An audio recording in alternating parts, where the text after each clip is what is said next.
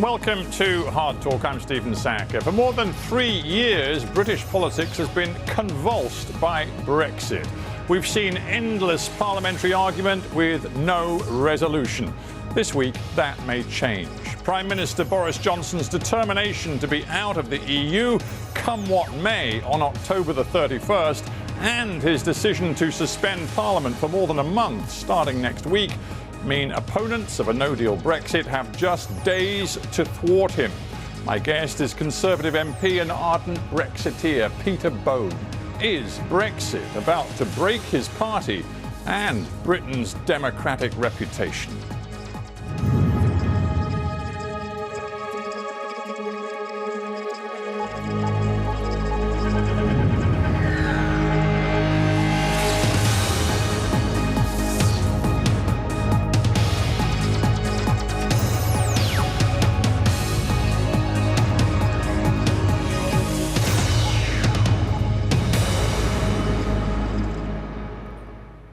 Peter Bone, welcome to Hard Talk.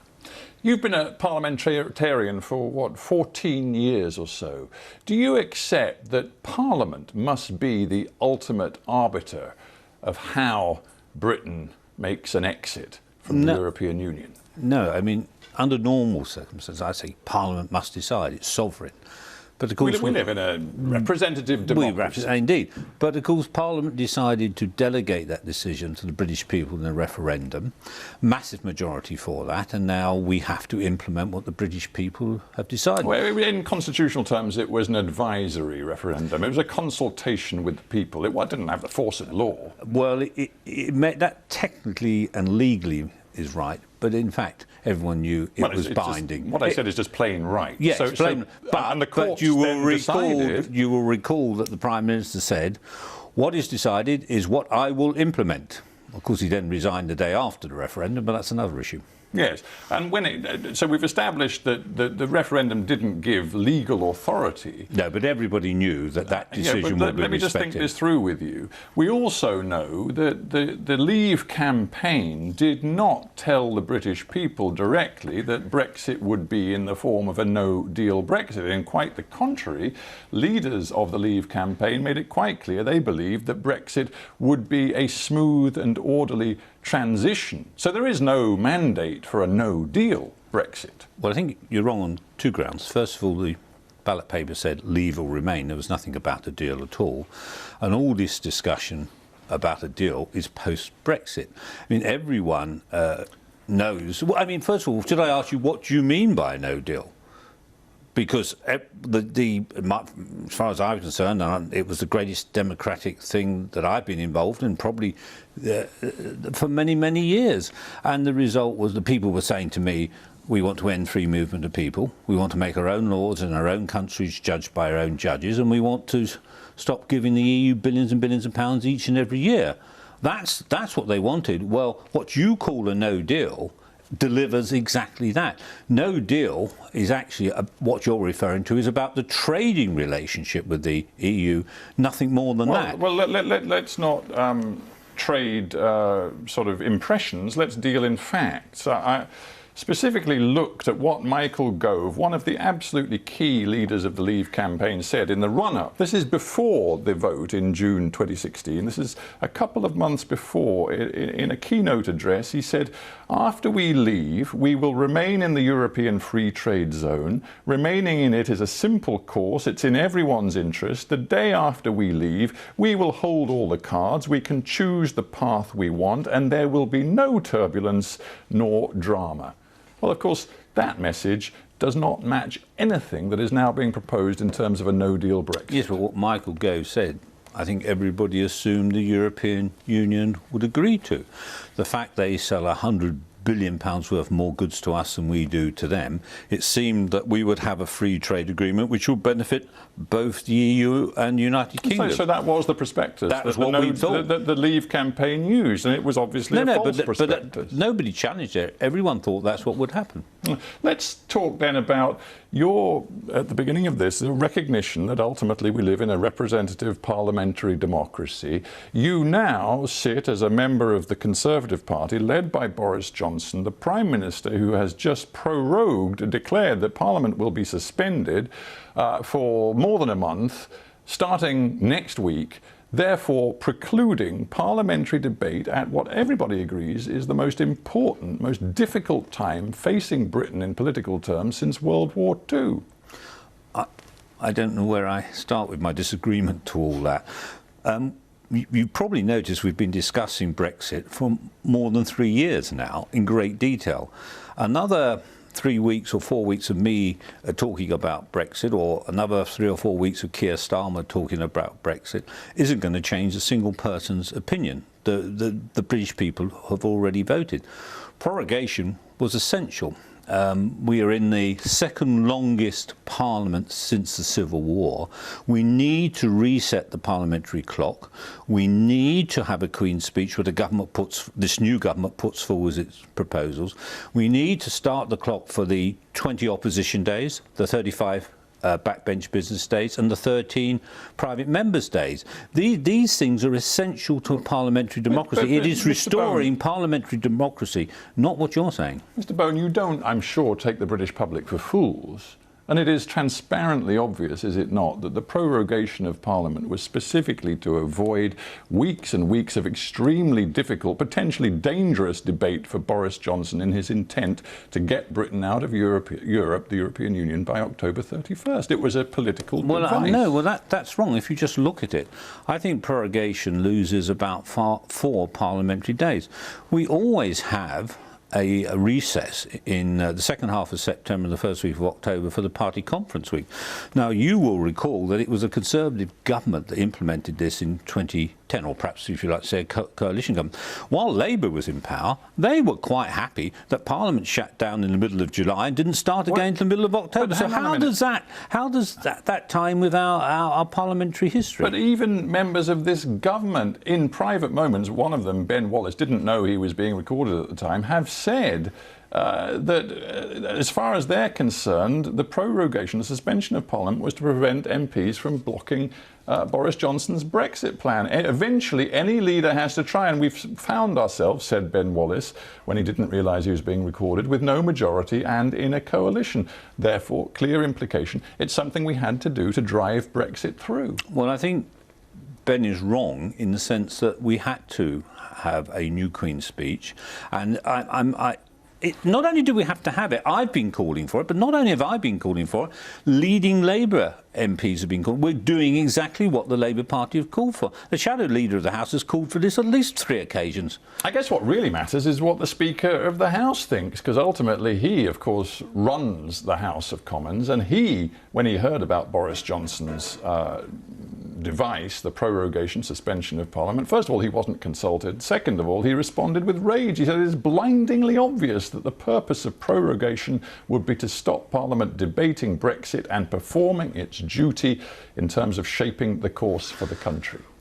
Well, I would agree with the Speaker if the Prime Minister had tried to prorogue Parliament past the 31st of October, and I would have been the first person to have called that out. But what's happening now is we have a Queen's speech, I think on the 14th of October. That is when the opposition can scrutinise the government, but more importantly, it can table amendments to the Queen's speech. Now, they could move an amendment to the Queen's speech requiring us not to leave on the 31st of October. They have got a mechanism because of this where they can actually legitimately do it. It is just wrong to say that they can't do it in time. You know that many on your own side, indeed people in the Cabinet today, when they looked at the possibility of prorogation over the summer, said it would be tantamount to, quote Sajid Javid, trashing democracy, quote Matt Hancock, another Cabinet Minister. It would mean the end of the Conservative Party. You have changed your tune because you see this as a device to railroad Brexit through a Parliament which doesn't want a no deal. They were absolutely right in what they were saying, and they were responding to the question, if the Prime Minister prorogued Parliament past the 31st of October to get a no-deal Brexit, they would have been absolutely right. I would have been absolutely right. And by the way, the Prime Minister said he wasn't going to do that, and he hasn't done it. This is a normal process that happens every year, or should happen every year. Let's talk about the Prime Minister and his credibility. He says he doesn't want a no-deal Brexit. He is working very hard to avoid it by getting a new deal with the European Union. He met Angela Merkel, Chancellor of Germany, Emmanuel Macron, President of France, 9 and 8 days ago, respectively. Since then, there has been no sign from Boris Johnson and his government of new proposals on the key question of what to do about the border between Northern Ireland and Ireland. What on earth is going on?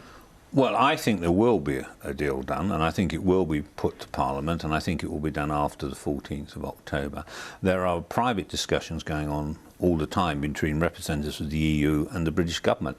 And if I had to bet 10p at the moment, I bet we'll have an agreement before the 31st of October. The chief negotiator for the EU, Michel Barnier, said yesterday no new proposals from the UK. He said the backstop, this is the thing that we always come back to, that is the EU's determination to avoid a hard border between Northern Ireland and the Republic of Ireland and safeguard, as they see it, the integrity of their single market.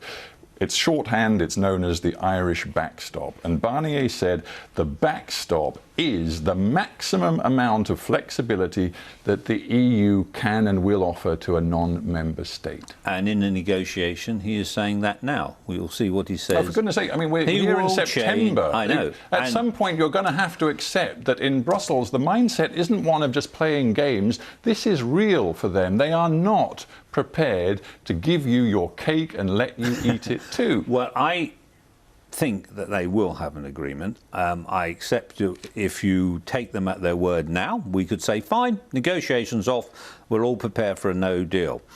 Who's going to build the infrastructure on the Northern Ireland border for this, to stop this sort of free movement? Well, who's going to do it? The British government isn't doing it. The Irish government is not going to do it. And the EU isn't going to do it. There is not going to be a hard border in Northern Ireland. You point to anyone who said that that's going to happen. Well, I don't know if you've been listening to the European Union, but they're saying they'll do whatever is necessary on the Irish border to safeguard the integrity of the single market. Name a single European Union politician who says they're going to build a hard border in Northern Ireland or on the border with Northern Ireland. They will take whatever measures are necessary. There's not going to be a hard border. Interestingly, from your point of view, Boris Johnson insists there are alternative arrangements that can be made, technological solutions to this border problem. I don't know if you're aware, but this very day, a leak has emerged from a government report summarising the work of working groups on this vexed border question, suggesting that there are serious, major problems with all of the proposals put forward by Boris Johnson and members of the government. These technological solutions that he talks about simply aren't there. But you see other people who say they are there and that they actually... But this is a government report. Yes, but other people who actually do this as a living say that's already happened. And I was in business and I used to export all over the world, and it didn't matter whether I was exporting to the EU or to non-EU. My goods got there on time. So when a working group is set up by the government to look into these alternative arrangements, and when it concludes that there are problems and concerns with all of them, you just ignore it, do you? Well, the record of the government experts hasn't been very good. So you just follow your gut instinct? No. There are many experts who actually do this for a living who say it actually works. Now, I'm prepared to accept that, but you're just crossing your fingers and hoping for the best. Well, on the basis of absolutely no evidence. But you go back to the point: who is going to build this hard border? You talk about it as though it's going to happen. It's not going to happen. So we're talking about something that isn't going to happen. Yeah, I'm not sure you've been listening to what EU leaders have been saying, and not even the Irish government. But anyway, we'll leave that on one side for now. Let us think about what's going to happen over the next few days. This changes hour by hour. I believe you and other Conservative MPs are going to see Boris Johnson a little bit later when you leave this studio. Yeah. As we speak, there are at least, it seems, 15 to 20 Conservative MPs, including very senior, recently, formerly cabinet ministers, who are determined to do what it takes to thwart Boris Johnson if he seeks a no-deal Brexit. Your party is falling apart. Well, that represents what? Less than 10% of the parliamentary party. Well, as the government has a majority at best of one, yeah, but that's if rather you talk significant. about the Conservative Party, we've just had a major election contest of which 2/3 of the members voted to support Boris Johnson. He's trying to implement what the British people voted for in a referendum. I think it's a bit rich if Conservative MPs then don't support Boris Johnson. You did fail to mention there that included in this group who are determined to thwart a no-deal Brexit is Philip Hammond, who until just a few weeks ago was Chancellor of the Exchequer, and who believes that a no-deal Brexit could wreck the British economy. Can I just stop you on Philip Hammond, because it's interesting. He was Chancellor, one of the most senior officers of state, and yet he's now trying to block the government, put an alternative government in power. That's not how a former Chancellor of the Exchequer should behave. It's disgraceful.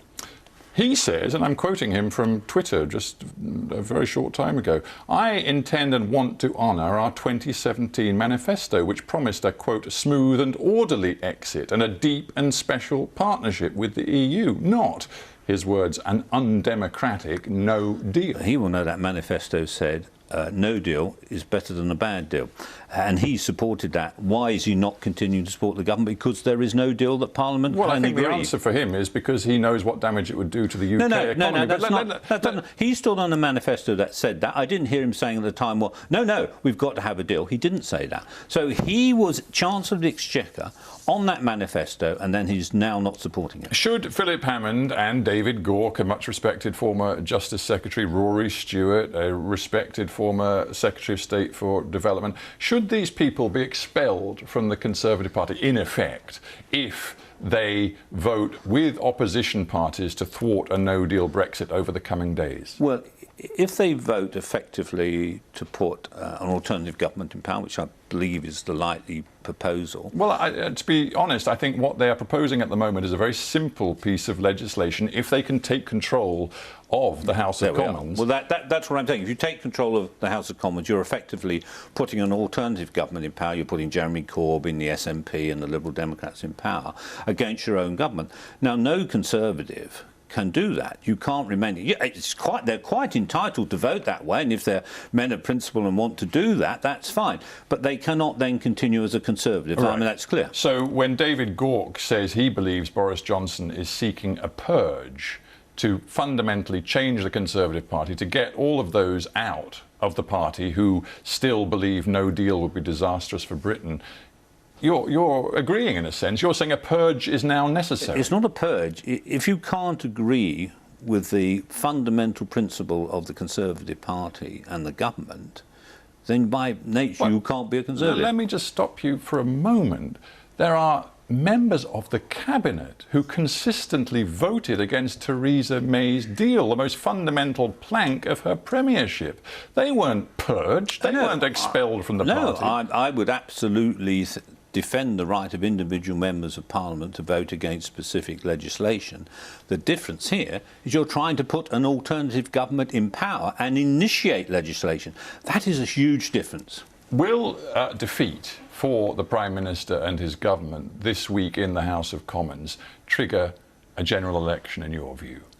Well, it won't automatically trigger a general election because we have the fixed-term There's a parliament procedure, and there's a Fixed-Term Parliament Act, which means that if Boris Johnson regarded this, as he seems to, as now a fundamental issue of confidence in him and his government, he could then seek from the House of Commons permission to call an early election, but he'd need a two-thirds majority. Exactly, and the Fixed-Term Parliament Act, which I supported, was in fact to stop governments choosing the time they go to the polls.